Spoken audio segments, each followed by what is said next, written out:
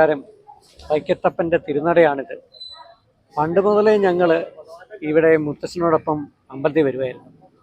അതിനു മുമ്പ് മുത്തശ്ശി എന്നും സന്ധ്യാനാമം ചൊല്ലുമ്പോഴത്തേക്കും ഒരു പ്രധാന കീർത്തനം, വൈക്കത്തപ്പനെ കുറിച്ചുള്ള ഒരു പ്രധാന കീർത്തനം ഉണ്ടല്ലോ, അത് പാടുമായിരുന്നു. നരനായിങ്ങനെ ജനിച്ചു ഭൂമിയിൽ നരകവാരിധി നടുവിൽ ഞാൻ, ഈ നരകത്തിൽ നിന്നെ കരകയറ്റിയിടണേ തിരുവൈക്കം വാഴും ശിവശംഭവം എന്ന് തുടങ്ങുന്ന കീർത്തനം പണ്ട് മുതലേ നമ്മൾ കേൾക്കുന്നതാണ്. ഈ വൈക്കത്ത് അഷ്ടമി വരാൻ പോവുകയാണ്. ഈ വരുന്ന 23-ാം തീയതിയാണ് അഷ്ടമി. വ്യാഘ്രപാദ മഹർഷിക്ക് ഭഗവാൻ ദർശനം കൊടുത്ത ദിവസമാണ് അഷ്ടമിയായിട്ട് നമ്മൾ ആഘോഷിക്കുന്നത്. ഉത്സവത്തിൻ്റെ പ്രധാന വിശേഷങ്ങളാണ് ഇന്നിവിടെ.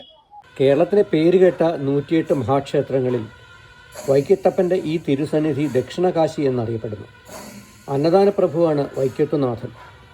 ഇപ്പോഴിവിടെ ഉത്സവം നടക്കുകയാണ്.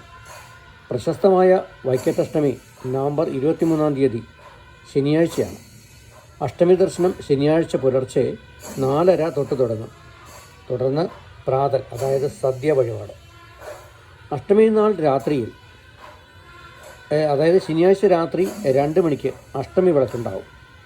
അന്ന് വൈക്കത്തിന് 2 കിലോമീറ്റർ വടക്കുള്ള ഉദയനാപുരം ക്ഷേത്രത്തിൽ നിന്നും മകനായ സുബ്രഹ്മണ്യൻ അച്ഛനെ കാണാൻ വരുന്ന ഒരു വരവുണ്ട്.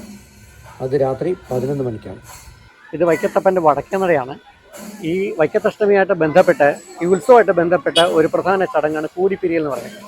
അതായത് വൈക്കത്തിന് കുറച്ച് വടക്കാണ് ഉദയനാപുരത്തപ്പൻ. ഉദയനാപുരത്തപ്പൻ എന്ന് പറയുന്നത് സുബ്രഹ്മണ്യനാണ്. സുബ്രഹ്മണ്യൻ താരകാസുരനെ കൊന്ന ശേഷം ഭഗവാന്റെ അടുത്ത് വരികയാണ്, അച്ഛൻ്റെ അടുത്ത് വരികയാണ്. അപ്പം ഭഗവാൻ ശിവൻ കുറച്ച് ദൂരം പോയിട്ട് സുബ്രഹ്മണ്യനെ കൂട്ടിക്കൊണ്ടുവരും. വലിയ എഴുന്നള്ളത്താണത്. വന്നിട്ട് ക്ഷേത്രത്തിൽ വന്ന് അവർ കുറേ നേരം ഇങ്ങനെ നിൽക്കും. അതിനുശേഷം വെളുപ്പിനെ 2 മണിയോട് കൂടിയിട്ട് ഇവർ തമ്മിൽ പിരിയുന്ന ഒരു രംഗമാണ് കൂടിപ്പിരിയുന്നത്. അത് വളരെ വികാര നിർഭരമായ രംഗമാണ്. ഉത്സവമായിട്ട് ബന്ധപ്പെട്ട് നടക്കുന്ന ഒരു പ്രധാന ചടങ്ങാണ്. ഈ കൂടിപ്പിരിയിൽ നടക്കുന്നത് ഞായറാഴ്ച പുലർച്ചെയാണ്. അഷ്ടമി തൊഴുവാനും കൂടിപ്പിരിയിൽ കാണുവാനും ജനസഹസ്രങ്ങളാണ് എല്ലാ വർഷവും ഇവിടെ എത്തിച്ചേരുന്നത്. ഞായറാഴ്ച വൈകുന്നേരം 6 മണിക്ക് ആറാട്ടെഴുന്നള്ളിപ്പോടുകൂടി 13 ദിവസത്തെ ഉത്സവം സമാപിക്കും. മഹാസാത്വികനായിരുന്ന വ്യാഘ്രപാദ മുനിക്ക് ഭഗവാൻ പരമശിവൻ ദർശനം കൊടുത്ത വൃശ്ചിക മാസത്തിലെ അഷ്ടമി നാളിലാണ് വൈക്കത്തഷ്ടമി കൊണ്ടാടുന്നത്. വ്യാഘ്രപാദ മഹർഷി തപസ് ചെയ്തിരുന്നത് വൈക്കം ക്ഷേത്രത്തിൻ്റെ കിഴക്കേ ഗോപുരത്തിന് സമീപമുള്ള ഈ ആൽത്തറയിലായിരുന്നു. വൈക്കത്തിന് വ്യാഘ്രപാദപുരം എന്നും പേരുണ്ട്. 2 മുറികളുള്ളതാണ് ശ്രീകോവിൽ. അകത്താണ് ഗർഭഗൃഹം. 2-നും കൂടി 6 കരിങ്കൽ പടികളുണ്ട്. അതിനാലാണ് പടിയാറും കടം നഗമേ ചെല്ലുമ്പോൾ ശിവനെ കാണാകും ശിവശംഭോ എന്ന് പഴമക്കാർ പാടുന്നത്. പുറത്തുനിന്നോ നമസ്കാര മണ്ഡപത്തിൻ്റെ പുറകിൽ നിന്നോ മഹാദേവ വിഗ്രഹം കാണാൻ പറ്റുകയില്ല. അത്ര പൊക്കത്തിലാണ് പ്രതിഷ്ഠ. ഭഗവാനെ കാണണമെങ്കിൽ ശ്രീകോവിലിന് മുൻപിൽ തന്നെ ചെല്ലണം. അതിവിശാലമാണ് ക്ഷേത്ര മതിൽക്കകം. കിഴക്കോട്ട് ദർശനമുള്ള ക്ഷേത്രത്തിൻ്റെ മുൻഭാഗം ഇതാണ്. അതീവ പ്രൗഢിയുള്ള അലങ്കാര മണ്ഡപം. വാസ്തുവിദ്യയുടെ നിറകുടമാണ് ക്ഷേത്ര സമുച്ചയമാകെ. 64 അടി ഉയരത്തിൽ സ്വർണ്ണ കൊടിമരം. വടക്കേ നടയിൽ കൊട്ടാര സദൃശമായ ഊട്ടുപുര.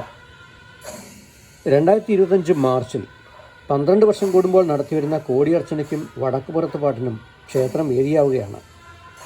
ലോക നന്മയ്ക്കും ഭക്തജന ശ്രേയസ്സിനും വേണ്ടിയാണ് കോടിയർച്ചന നടത്തുന്നത്. 12 ദിവസം കളമെഴുത്തും പാട്ടും താലപ്പൊലിയും നടത്തും.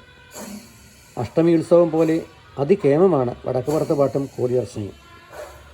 ഇത് അടുത്ത വർഷം, അതായത് 2025 മാർച്ച് 17 മുതൽ ഏപ്രിൽ 13 വരെയാണ് നടക്കുക. വൈക്കം, കടുത്തുരുത്തി, ഏറ്റുമാനൂർ എന്നീ 3 ക്ഷേത്രങ്ങളിലും ഒരേ സമയം വിഗ്രഹപ്രതിഷ്ഠ നടത്തിയത് ഖരമഹർഷിയാണ്.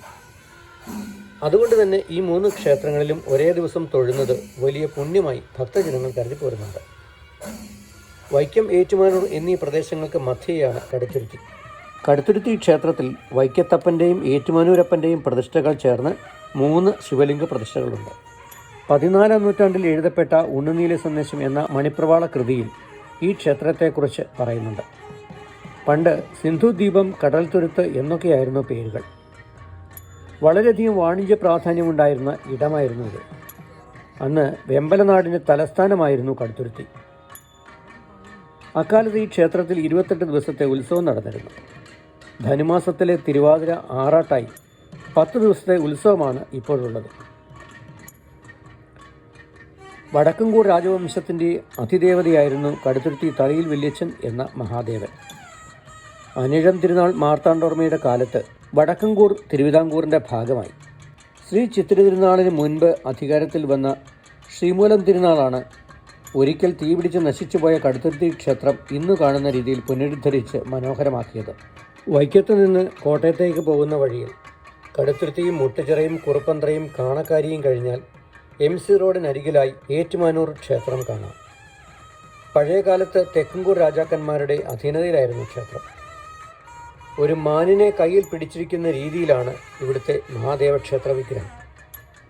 അസുരന്മാരുടെ ഉപദ്രവത്തിന് അറുതി വരുത്തുവാൻ മഹാവിഷ്ണു നരസിംഹമൂർത്തിയായി അവതരിച്ച് ഹിരണ്യകശുവിനെ കൊന്ന കഥയൊക്കെ ഇവർക്കും അറിയാമല്ലോ. ഹിരണ്യകശുപുവിൻ്റെ വധത്തിന് ശേഷവും കോപം ശമിക്കാത്ത നരസിംഹമൂർത്തിയെ ശാന്തനാക്കുവാൻ ശിവൻ ശരഭമൂർത്തിയായി പിറവിയെടുത്തു എന്നൊരു ഐതിഹ്യമുണ്ട്. ഒടുവിൽ ദേവേന്ദ്രൻ്റെ അപേക്ഷ പ്രകാരം 2 ദേവന്മാരും സ്വന്തം രൂപം സ്വീകരിക്കുകയും സാന്നിധ്യം കൊണ്ട് ഈ പ്രദേശത്തെ അനുഗ്രഹിക്കാമെന്ന് അറിയിക്കുകയും ചെയ്തു. അതിൻ പ്രകാരം ഏറ്റുമാനൂർ ക്ഷേത്രത്തിൻ്റെ വലതുവശത്തായി ഒരു ശ്രീകൃഷ്ണ ക്ഷേത്രം കാണാം. മറ്റു 2 ക്ഷേത്രങ്ങളിലേതുപോലെ ഏറ്റുമാനൂർ ക്ഷേത്ര മതിൽക്കകവും വളരെ വിസ്താരമുള്ളതാണ്. 12ാം നൂറ്റാണ്ടിൽ ചണ്ഡഭാസ്കരൻ എന്ന പാണ്ഡ്യരാജാവാണ് ക്ഷേത്ര പുനരുദ്ധരണം നടത്തിയതെന്ന് പറയപ്പെടുന്നു. മാർത്താണ്ഡവർമ്മ മഹാരാജാവാണ് പിന്നീട് ക്ഷേത്രഭരണം കൈയാളിയതും പ്രശസ്തമായ 7 പൊന്നാനകളെ നടക്കി വച്ചതും.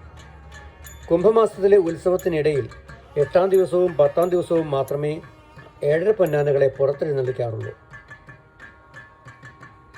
പ്രധാന ക്ഷേത്ര ഗോപുരത്തിന് ഇരുവശവും ചുമർ ചിത്രങ്ങൾ കൊണ്ട് അലങ്കരിച്ചിട്ടുണ്ട്. അനന്തശയനം, പ്രദോഷ നൃത്തം, അഘോരശിവൻ എന്നീ 3 ചിത്രങ്ങൾ അകത്തെ ചുമരുകളിലും, ശാസ്താവിൻ്റെ വേട്ട, ഗോപശ്രീ വസ്ത്രാക്ഷേപം, 2 ദ്വാരപാലകർ എന്നീ ചിത്രങ്ങൾ പുറത്തെ ചുമരുകളിലും കാണാം. ഉഗ്രമൂർത്തി എന്ന പേരുകേട്ട ശ്രീ പരമേശ്വരൻ ക്ഷിപ്രപ്രസാദിയുമാണ്. ഏറ്റുമാനൂരപ്പനെ കണ്ടു തൊഴുവാൻ ആയിരങ്ങൾ എത്തുന്നതിൻ്റെ രഹസ്യവും ഇതുതന്നെയാണ്.